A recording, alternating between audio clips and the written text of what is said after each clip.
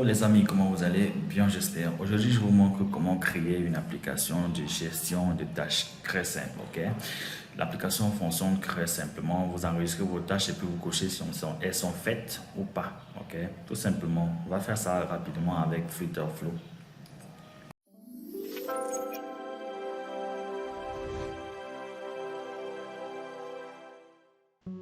Et voilà, on se retrouve sur ma machine et on va donc aller sur Flutterflow et créer un nouveau projet tout simplement là, qu'on va appeler YouTube, ok. Donc, je vais commencer par créer une application blanche, ok. Je pars pas sur des templates, je vais créer tout simplement quelque chose de blanc, voilà. Là, on attend, on me demande est-ce que je veux configurer mon projet, comment dire, ma base de données Firebase, ok. Je vais le faire. En deuxième position, ce qu'il faut faire, c'est aller sur Firebase et créer carrément une base de données, ok, un projet, voilà. Pardon. On va créer un projet tout simplement dans Firebase. Firebase, on va créer un nouveau projet. On va appeler YouTube, ok. On crée ce nouveau projet là. Et on clique sur continuer tout simplement. On va désactiver l'analytique, on n'en a pas besoin. On attend que le chargement se termine. Et ceux qui ne sont pas déjà abonnés à la chaîne, je ne sais pas pourquoi vous n'êtes pas abonnés. Abonnez-vous, lâchez un pouce, lâchez-moi un like et des commentaires et partagez la vidéo s'il vous plaît. Voilà. On a créé notre projet Firebase, on se retrouve là. Donc, on va tout simplement ajouter trois services. Le service d'authentification déjà. Je clique sur authentification ici. Et je vais venir activer l'authentification par email, ok. Tout simplement, je clique sur commencer. Je fais la petite configuration et on avance.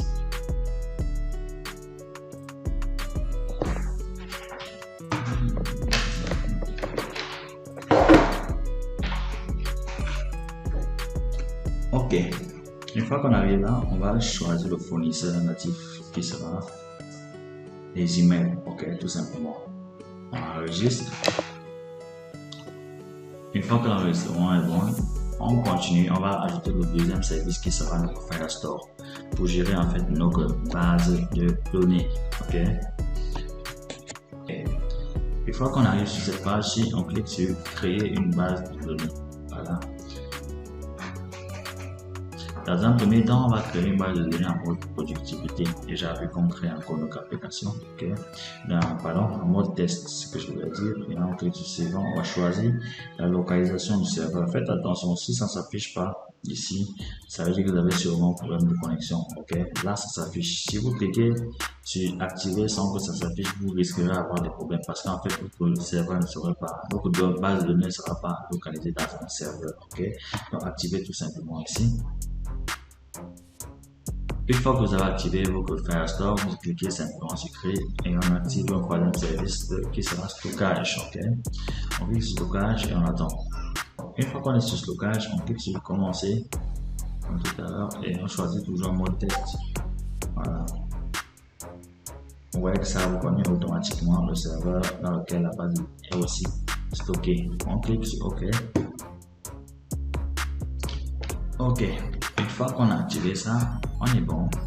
On va juste maintenant attribuer les droits, ok, les droits à Flutterflow. Voilà, de gérer aussi notre base de données. Donc on va venir sur utilisateur et autorisation. On clique simplement. On ajoute un nouveau membre qui sera firebase@flutterflow.io. Ok. Une fois qu'on a fait ça, on lui attribue des droits éditeurs. Ok. Ok. Et puis on ajoute sur un membre. Si vous avez fait ça, vous êtes presque bon. Vous allez ajouter maintenant les autorisations avancées. On va ajouter deux autorisations avancées dans notre projet. Une fois qu'on est sur cette page, on cherche bien Firebase@Flutterflow et puis on va venir éditer ces autorisations. On va ajouter une autorisation du Cloud Function. Ok, c'est pas nécessaire dans l'administrateur Cloud Function. Moi j'aime toujours le faire. Ok, utilisateur service. Voilà. Voilà, utilisateur du compte et service. Une fois qu'on a fait ça, on enregistre tout simplement. Et on revient sur Firebase. On vient sur paramètres du projet et on prend l'identifiant de notre projet. Okay. Une fois qu'on l'a fait, on peut revenir maintenant sur Flutterflow. Voilà. Quand on revient sur Flutterflow, on clique simplement sur Next Page. Notre identifiant qu'on vient de copier, on va tout simplement coller ici. Okay. Et puis on appuie sur Connect. Tout simplement, on attend que ça se connecte bien. Voilà, une fois que c'est connecté, on va faire, voilà, moi je vais activer automatiquement l'authentification, voilà, uniquement user connection, voilà, et puis je vais auto-générer les configurations.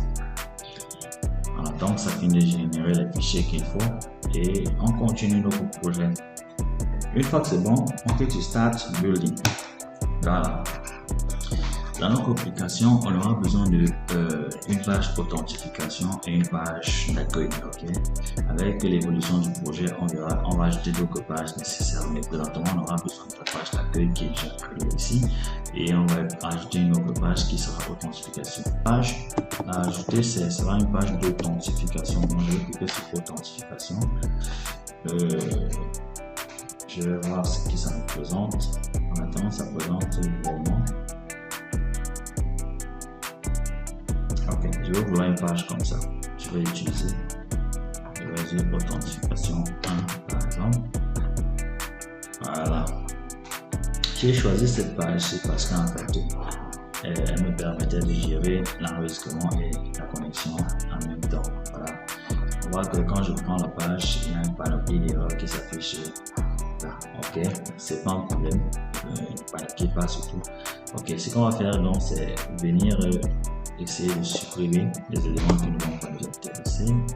Password forget, voilà, on n'en a pas besoin.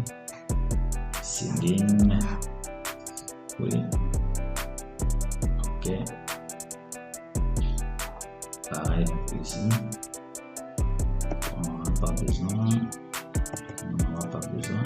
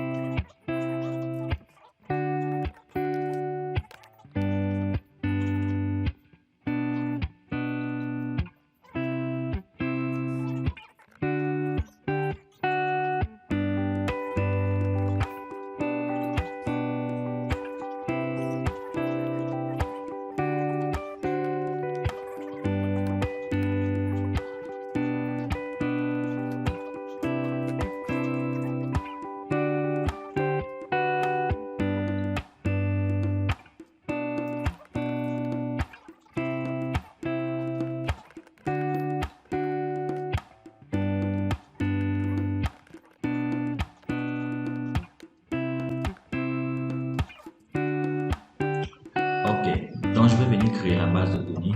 Ok, je vois qu'il y a déjà une collection qui est créée, user qui se crée automatiquement lorsque je configure le projet. Donc, je vais ajouter une nouvelle collection test. Ok, je vais créer une collection de tests et je vais commencer avec des champs vides. Je vais mettre un nom de ma tâche qui sera un screen, une description qui sera aussi un screen, une date qui sera une date time, un user ID qui sera une screen. Qu'est-ce que je peux encore ajouter? Un champ is done, ok, booléen qui va nous aider à savoir si une tâche est déjà effectuée ou non, ok. Donc on vient là, tout simplement, on va configurer maintenant les tâches, les requêtes. On va configurer les requêtes de base de données. Donc on vient là, je passe add query, ok, je passe query collection, je passe desk, ok. Maintenant on aura la liste des documents, sauf qu'on veut afficher uniquement les tâches de notre utilisateur connecté. Ce qu'on va donc faire, on va ajouter un filtre, ok, un filtre de user ID, ok, qui doit être égal à user ID qui est authentifié. On va chercher user ID et puis on confirme. Ça évidemment, si je veux générer les enfants automatiquement, je dis confirme. Ok, on voit que quand je génère les enfants, ça nous montre un peu une mise en forme. Ok, ce que je vais même ajouter, ce serait une sorte de marche. Ok, on va ajouter une marche en bas et voilà. Voilà, ok, tout simplement. Donc, on y va. On va configurer donc les valeurs qui doivent s'afficher ici. Je vois à titre de la tâche, ok, titre de la tâche, je vais mettre une valeur qui sort directement de notre base de données. Bon, ça sera le champ. Description sera description, ajouter à date. Ok, à date on avait un test combination. Donc à date ici je vais venir chercher plutôt date, voilà, et je vais vouloir que ça s'affiche avec un bon format qui sera bon,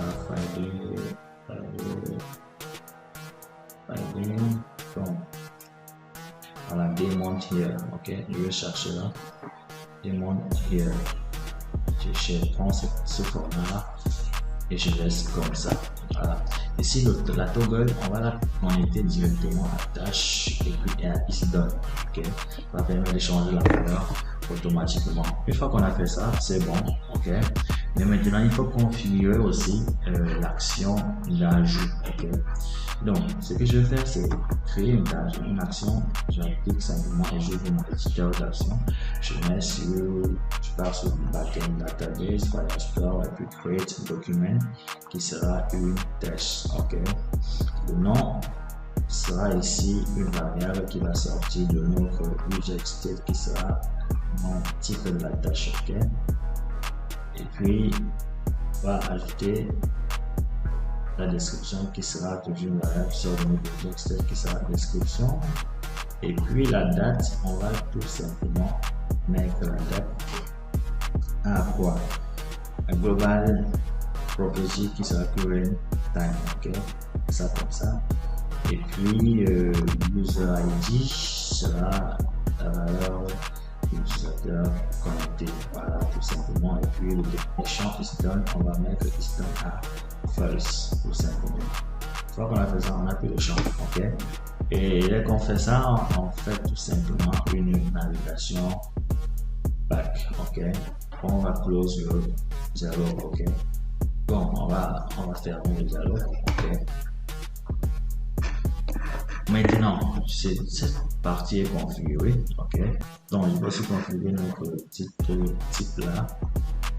Ok, qui sera aussi close, voilà, tout simplement. Quand je rentre sur la home page, notre bouton fluctuation, il faut bien que ça serve à quelque chose. Donc je vais ajouter une action que je vais cliquer simplement sur le show. Show simplement.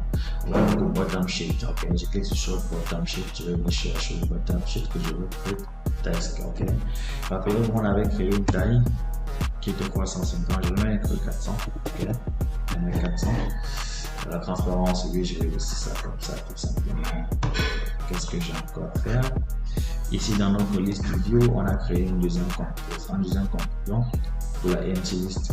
On va venir chercher tout simplement ce composant de empty list, ok? Empty list sera un composant qui est empty list, ok?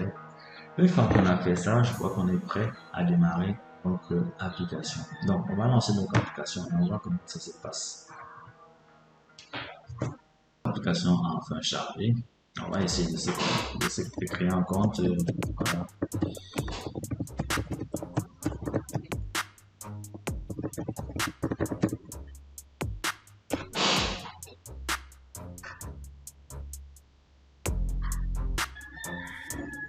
Ok, comme prévu, on n'a pas de tâche ajoutée. On va cliquer sur ajouter et on voit.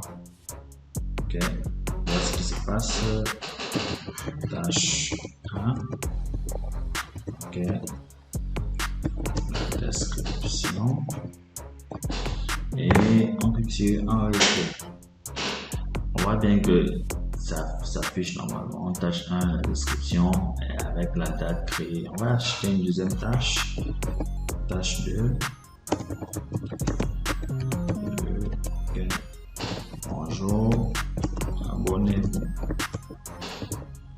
Tout simplement, et on clique sur enregistrer. Ok, on aurait pu décaler le bouton enregistrer ici un peu plus bas. Voilà. Tout simplement. Et maintenant, on va cliquer, si on clique sur toggle, vous voyez que ça change aussi les valeurs normalement. Voilà.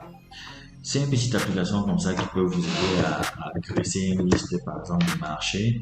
Voilà, vous faites une liste de marché et vous cochez ce que vous avez acheté. Tomate 200. Voilà, tout simplement. Et puis j'ai acheté la tomate ou pas. Tout simplement. Merci d'avoir regardé déjà ce petit tutoriel. On va essayer dans les vidéos qui viendront, ok, d'ajouter des petites fonctionnalités, ok, à cette application là qu'on vient de créer. Donc on va ajouter des fonctionnalités pour essayer, par exemple la gestion de profil, la possibilité d'en faire, de créer tout un projet avec plusieurs tâches à l'intérieur, de changer de couleur et tout. Voilà, on va changer de couleur là maintenant. Disons que on va dire notre container, ok, va prendre la couleur. On va prendre une couleur, ok, on va dire, on va mettre une condition, ok, on dit que le conteneur va prendre une condition, si is done est vrai, ok,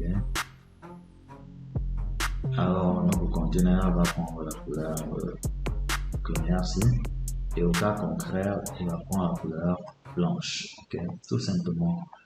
On fait ça comme ça et on se rappelle, on a dit qu'on devait décaler ce bouton. On décale donc ce bouton de 40. Okay. Donc c'est 43. On fait ça comme ça et puis on actualise notre application pour voir ce que ça donne.